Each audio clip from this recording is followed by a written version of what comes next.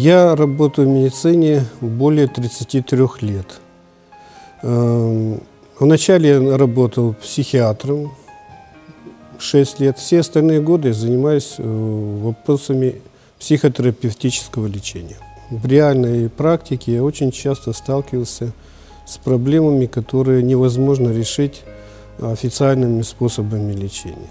Многие больные приходили после многих лет бесполезного лечения, и необходимо было найти какие-то другие пути восстановления здоровья. Вот этим я и постоянно занимаюсь. Вначале я занимался гипнозом. Но так как людей, годящихся максимально воспринимающих гипноз, не очень много, а большинство людей средней степени восприимчивы, а есть люди, которые вообще не воспринимают эту методику лечения, то мне пришлось искать свои пути. И на этом, скажем так, поприще я нашел свои способы лечения. Эти способы лечения включают, вот сейчас очень образовались две мощные методики, которые превосходят методику гипноза. Это так называемая психорезонансная терапия и пульсовая терапия. Эти методики я часто применяю в сочетании и иногда даже применяю и вместе с гипнозом. То есть сочетание нескольких методик приводит к взаимному усилению и эффекта в лечении. Я работаю в области психотерапии альтернативной, то есть я отошел от психотерапии совсем в сторону. То есть если психотерапия у нас считается как бы боковой ветвью медицины, то это совсем уже крайняя ветвь. Совсем не изученная, но для меня уже много здесь понятного, и перспективы работы с больными очень большие. Мне кажется, что нет в принципе такого заболевания, которое можно не вылечить, прикоснувшись к человеку рукой. Можно ничего не говорить, просто подержать человеку за руку.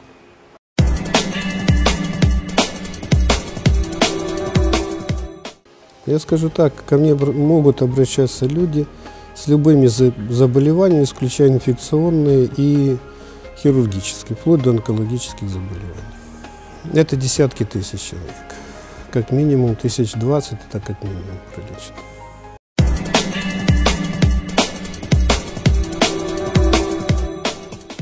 В 2001 году я заболела, проходя как раз практику в училище. Я закончила медицинское училище, я заболела, и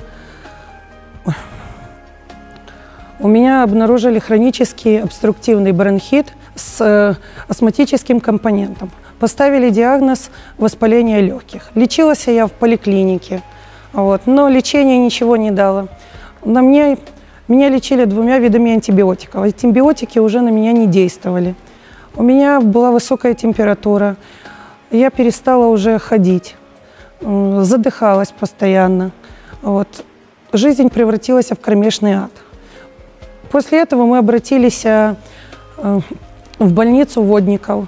Там мне сняли спазм, посадили меня на гормоны, ингалятор, но это ничего не дало. Дало лишь облегчение на некоторый час. После этого нас выписали домой на амбулаторное лечение. Но мне становилось все хуже и хуже. Я уже не могла ходить, я не смотрела телевизор, не читала газеты, лежала в темной комнате. И больше мне ничего не хотелось, как только умирать. И прощалась со своими родителями. Жизнь просто теряла весь смысл. И вот однажды моя мама увидела по телевизору программу с участием Виктора Федоровича. Виктор Федорович рассказывал об излечении таких больных, как я, с моим диагнозом. Моя мама позвонила, и мы обратились к Виктору Федоровичу. Виктор Федорович принял нас в первый же день, без очереди, без никаких проблем. Он выслушал нас внимательно и взялся за лечение. С первого же сеанса я почувствовала огромное облегчение. Мне стало легко дышать. Я вернулась, просто я не могла передать свою радость, как мне стало легко и спокойно на душе. Я прошла у Виктора Федоровича 25 сеансов. С каждым днем мне становилось все легче и легче. Постепенно к третьему сеансу мы ушли от ингалятора, и уже я не употребляла гормоны. После этого мы прошли закрепительный сеанс, и мне стало легко. Я вылечилась полностью, я забыла об удушье, о том, что надо пользоваться ингалятором, и начала новую жизнь. Я очень была худая, потому что ходить, кушать, у меня не было ни аппетита, ни сна. Но после сеансов это все вернулось. Жизнь заиграла новыми красками. И я вернулась к жизни. Но спустя время, в 2014 году, у меня появилась аритмия. Сильное сердцебиение, повысилось артериальное давление, ухудшился сон. И вообще общее состояние организма было плачевное. Мы обратились к Виктору Федоровичу. Виктор Федорович начал лечение. После нескольких сеансов мое сердце стало работать ритмично. Я перестала ощущать боль в сердце. Улучшился сон, улучшилось настроение, нормализовалось давление. И с каждым последующими сеансами мне становилось все легче и легче. Я забыла, что я не могу подбежать, я не могла хорошо пройти. Меня беспокоило очень сердце. Такое впечатление было, что оно выпрыгивало из груди. Но после уже лечения я ощутила полную легкость в движении. И я забыла о своем сердце. Нормализовалось состояние. Полностью я живу теперь своей легкой, спокойной жизнью. Радуюсь жизни и всем краскам жизни. Большое спасибо моему врачу Виктору Федоровичу Чьянову. И я советую всем, кто в данный момент смотрит это интервью, я хотела бы к ним обратиться. Если вы находитесь в такой беде, как я была, и у вас астма или хронический бронхит, вы задыхаетесь, вы не можете ходить, у вас беспокоит сердце, давление, обращайтесь к Виктору Федоровичу, не медлите, и вам помогут, вас услышат. Он очень чуткий и добрый доктор. Его методика просто чудесная, ему нет равных. Большое ему спасибо.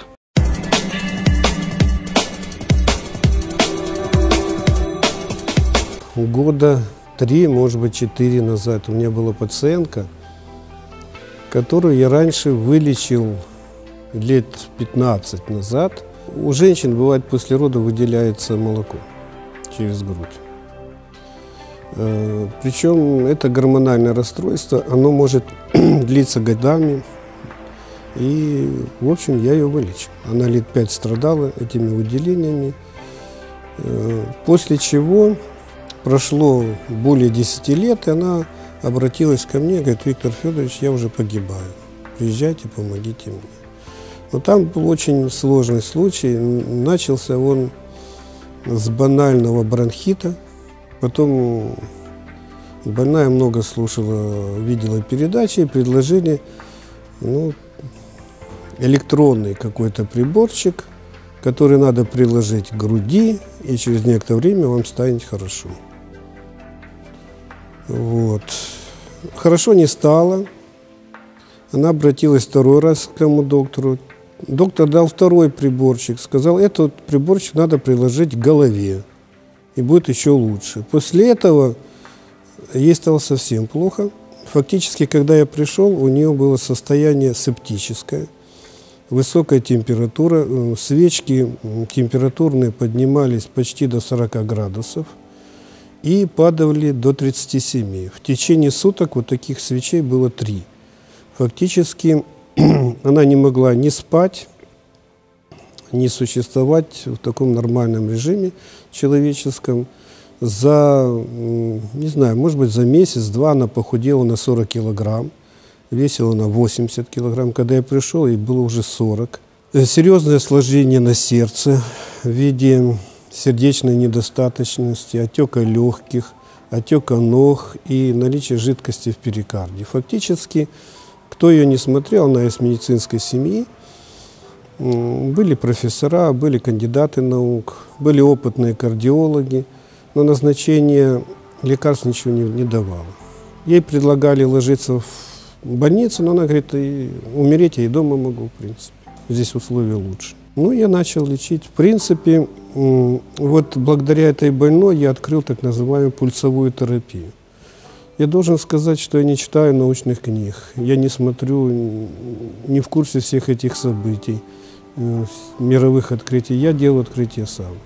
Каждый больной для меня это книга, которую я должен расшифровать, прочитать и помочь, закончить ту главу, в которую человек ко мне обратился. Что касается этой больной,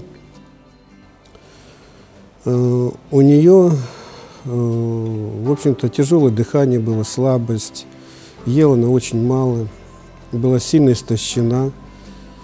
Это было ужасное состояние, и, может быть, вот этот сильнейший стресс, который я перенес вместе с ней, потому что, когда я прихожу к больному, я обязан его вылечить. Почему обязан? Ну, вот такой характер. Потому что обычный врач назначает лекарство и уйдет спокойно домой. За него уже поработали ученые, фармакологи, фирмы, которые выпустили эти лекарства. И если они не помогают, он говорит: я не виноват, несовершенна наука. И дальше человек может спокойно умирать. Если я начинаю лечить, то я ему спокойно не дам умереть, я постараюсь так, чтобы он выжил. В данном случае всегда переживаешь сильное потрясение, когда сталкиваешься с чем-то неизвестным, с тяжелым в плане заболевания. В данном случае у меня был небольшой опыт лечения аритмии, когда я брал человека за пульс и благодаря внутреннему волевому усилию останавливал сердцебиение. В данном случае я решил использовать этот прием, но такой тяжелой больной у меня раньше не было. Наверное, дня 3-4 я безуспешно пытался ей помочь. И после 4-го сеанса, когда я пришел, она говорит: доктор, вы знаете, я всю ночь бегала в туалет. Я говорю: что?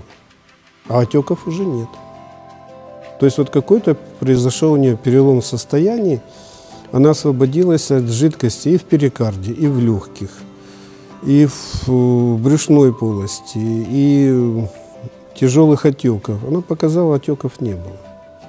Но работать пришлось еще долго, где-то, наверное, сеансов 40 я с ней провел, наживая, потому что, должна была, наверное, жить, и должны мы были встретиться, наверное, есть такое понятие судьбы. Хотя ее муж сам врач, и он говорит, что я 2 раза с ней прощался. Потом я ее и мужа встретил через год, а она говорит: все прекрасно, все хорошо. И сейчас живет до сих пор. Хотя вот в том состоянии она не прожила бы еще, может, максимум месяца 3 пожила, там 4. Потому что реально выхода никакого не было. И вот это начало, такое мощное начало открытия пульсовой терапии. Суть пульсовой терапии заключается в том, что можно через пульс дойти к любому больному органу. Любой орган организма связан с сосудистой системой, он кровоснабжается, поэтому нет такой точки в организме, которой нельзя достичь через сосуд. И развивая себя, развивая свою волю, я могу постоянно работать с такими больными. Здесь, с одной стороны, идет накопление своего личного опыта врачебного, плюс дополнительно надо заниматься, развивая свои какие-то психические, волевые качества. Потому что управлять чужим организмом можно только тогда, когда ты научился управлять своим. И я как бы подключаюсь к больному, вот говоря с точки зрения информатики, то есть я передаю полезную информацию от себя к человеку. И вот на таком информативном уровне включается и организм, и больной орган, включается и психика, потому что в нашей психике заложены все программы, которые позволяют нам выживать. Вопрос в том, что когда человек болен, у него не хватает сил запустить программы выживания. Они есть, но они не работают, у них недостаточно у организма энергетики. Работая с больными, я передаю часть своей ну, скажем, жизненной силы, и она позволяет организму подниматься на новый функциональный уровень энергетики. И тогда включаются те механизмы защитные, которые не могли включиться, и человек сам выздоравливает. В отличие от медикаментозного лечения, данный вид терапии позволяет человеку выздороветь и жить полноценно в течение всей своей жизни.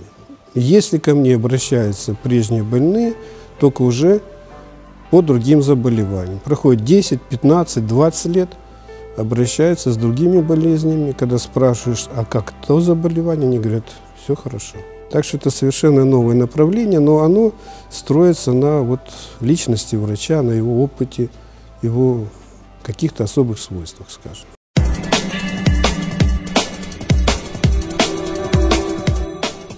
С доктором я столкнулась совершенно по непредвиденным обстоятельствам. Дело в том, что жизнь, как говорится, дает свои коррективы. У меня в 2010 году случилось большое горе, то есть трагически погиб единственный сын. И я, куда бы ни обращалась, я пережила тяжелейший стресс. Куда бы я ни обращалась, как бы я ни старалась заглушить это горе, ничего мне не помогало. Все врачи были бесполезны. Обращалась в различные клиники, психотерапевтам и так далее. Ничего мне не могло мне помочь. Но моя подруга много лет назад лечила своего сына от заикания у Чьянова Виктора Федоровича. И она мне посоветовала обратиться, попытать счастье, как говорится, еще раз на этот раз, и обратиться к Чьянову Виктору Федоровичу. Мы уже искали его контакты, нашли в интернете, старых контактов его не было. Нашли в интернете, связались с ним, позвонили. Он очень доброжелательно принял меня, выслушал. Буквально через пару дней я пошла к нему на прием. Он меня выслушал, записал все и, как говорится, принялся за мое лечение. Я после этого пролечилась у него 20 сеансов, приняла. И начала чувствовать себя лучше. У меня тоже, начались приступы астматические, то есть не могла кушать, похудела буквально на 12 килограмм, буквально за неделю. Приняла курс лечения, 20 сеансов, после чего я почувствовала себя намного лучше, перестала задыхаться, перестала думать о плохих, ушли плохие мысли из головы, начала думать только о дальнейшей жизни, о своем здоровье. И ну, в общем, одним словом, почувствовала себя намного лучше. Как только соприкасаешься с Виктором Федоровичем, сразу на душе становится светло. И жизнь приобретает свои краски, становится намного все лучше, все в розовом цвете. Ты начинаешь думать о дальнейшей жизни, у тебя отступают все твои невзгоды, горести, обиды. И ты думаешь только о здоровье и о дальнейшей жизни. И поэтому советую всем не затягивать свое. Если почувствовали какое-то нездоровье, сразу обращайтесь к Виктору Федоровичу со своим недугом. Он вам поможет, расскажет и, естественно, излечит, вылечит. Желаю всем здоровья.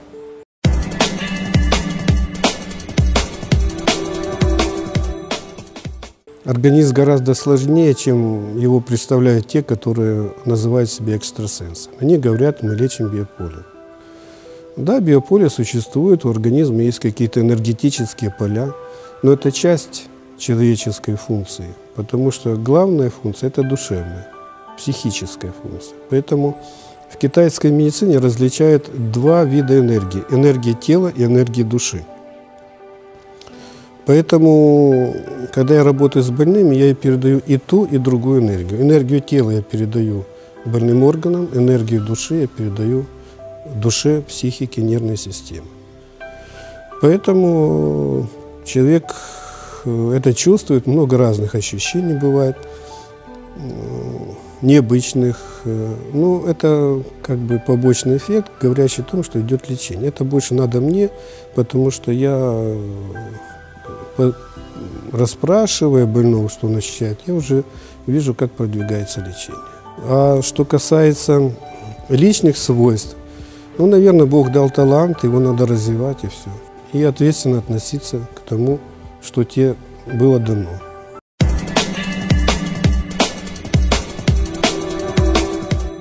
Но обычно люди проходят, редко приходит человек, который бы не обратился к кому-либо. Потому что проблемы с диагнозом не существует. Сейчас у нас есть много центров, различных методов диагностики. Это не проблема. Проблема вылечить. Имея большой свой опыт, я еще уточняю какие-то вопросы.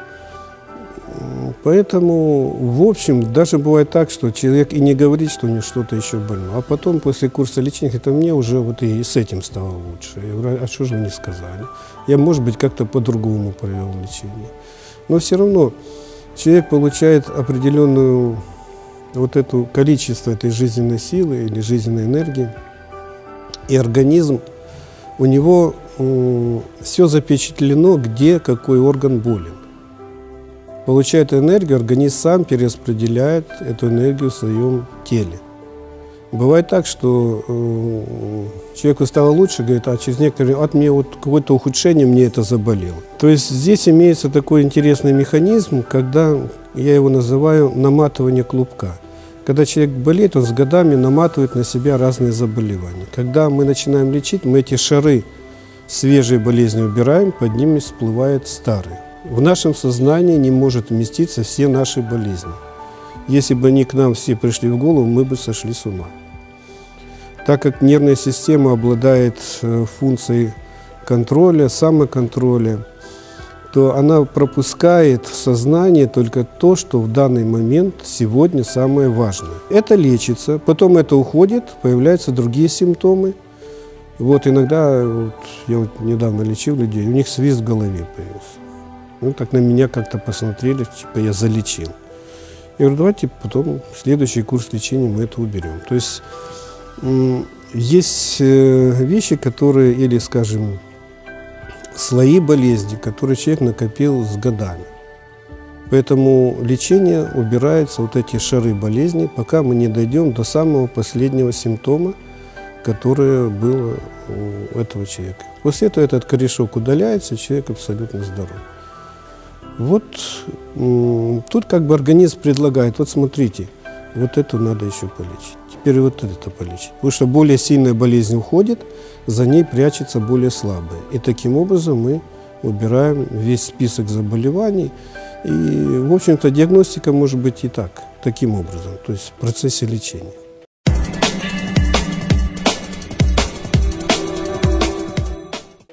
Может. Я заигрался, сейчас я говорю хорошо. Но для этого он должен обладать большой силой воли, желанием. Но, к сожалению, не все мы одинаковы. Чаще всего люди не способны к этому. Но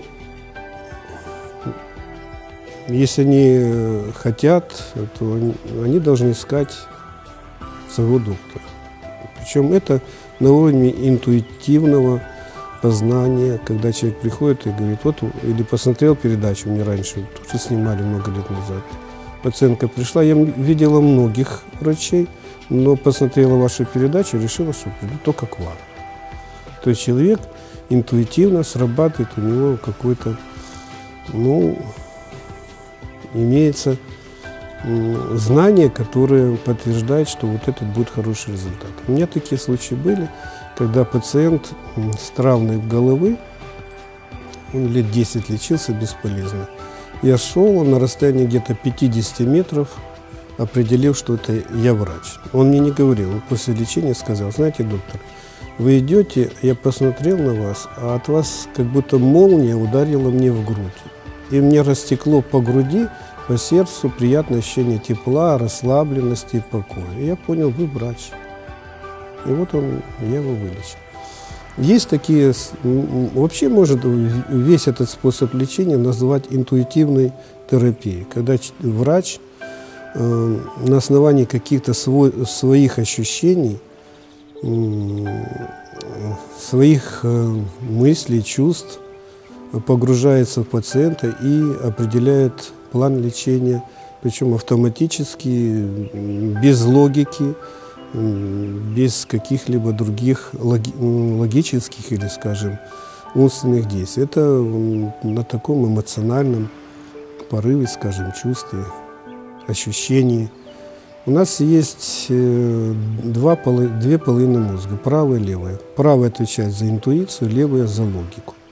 Когда работаешь, ты вот входишь активно в работу левой, то есть правое полушарие.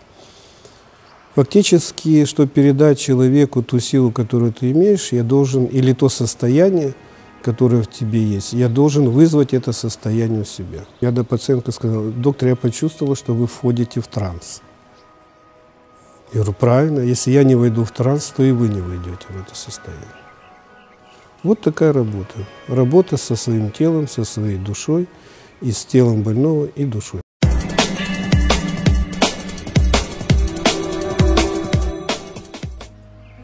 Очень болела меня нога. И я обращалась ко всем лечащим врачам города Одессы. Они мне все только рекомендацию давали, чтобы я только резать ногу.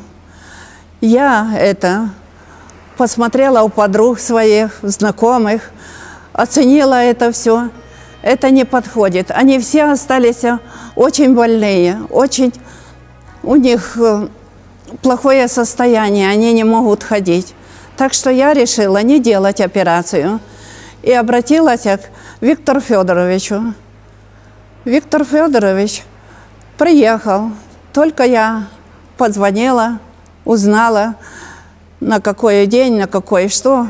Он не отказал мне и быстро сделал. Посоветовал, что надо лечить. Лечил он меня очень хорошо. С первый день у меня стала нога лучше.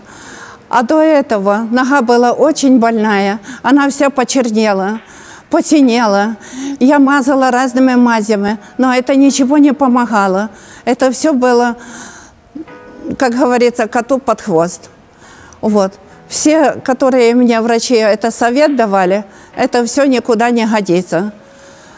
А Виктор Федорович своей методикой очень хорошо мне помог.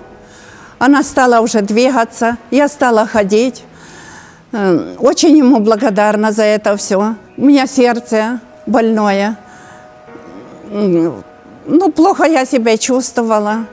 Вот. А сейчас он мне и сердце подлечил, и ногу подлечил. И я стала совсем другим человеком. Я не могла по квартире ходить. Я передвигалась, меня дочь водила за ручку по всех надобностях. Вот. А сейчас я хожу уже сама. Я ему очень благодарная и очень низко кланяюсь за все его труды.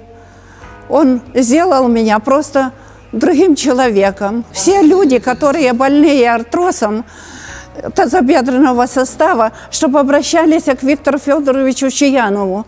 Он очень хороший специалист, и он всех вылечит, всех.